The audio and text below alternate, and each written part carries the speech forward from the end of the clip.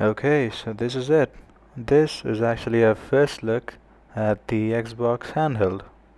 Now, I'm not gonna lie, this first look trailer is actually pretty slick, no pun intended because they're holding a jelly, but this piece of tech has really huge implementation. And not just in the Xbox space, but also in the PC space. Now, and let me explain why. Now, first thing is, this is the first handheld made by Xbox, and as for interview with Linus Tech Tips, I saw it in one of his videos, is that he, when you first boot this up, the first thing you see is the Xbox interface, not the Windows interface, not the Windows Update interface, not the Windows login screen, but the Xbox interface. Now, if that's true, this is actually running the Xbox version of the game, not not the PC versions of the game. Now, it might really well be running PC version with just the Xbox interface layered on top of it. Either way, it has two things which will greatly benefit all of us, both PC players and the Xbox players.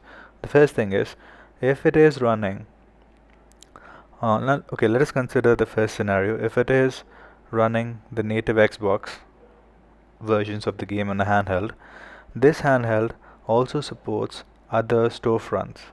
So that means it can load both Xbox and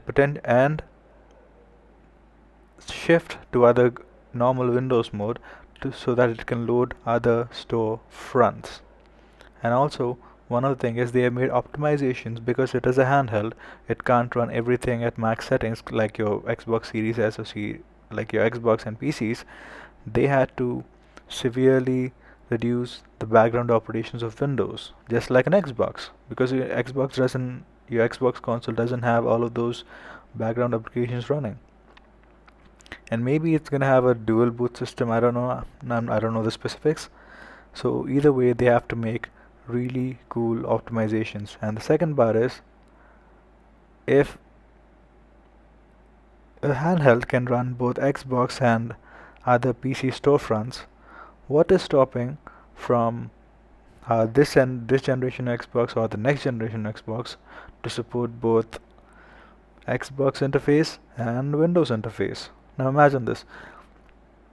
Play your Xbox games whenever you want, and when you want, you can play with Game Pass, and if you find some Steam sale, just dual boot or switch to Windows interface, download Steam and play the game there. Now, will those Steam games have online subscription cost? I actually have no idea how this will work. There are other people who are much more brilliant than I am who can decode that. I don't have Xbox handheld right now, but so that is the thing. Either way you see it, it's gonna be beneficial. Now, another thing I want to talk about is the price. There is no way this console is gonna be less than $500. But you know what? Maybe if it is marked at 500 and 550 range or 600 range, just like an Xbox console, this will undoubtedly be a really good handheld killer. I mean, the reports say that they they they have increased optimizations to reduce this, so it's going to be an epic console. Now, what I'm really worried about is the price.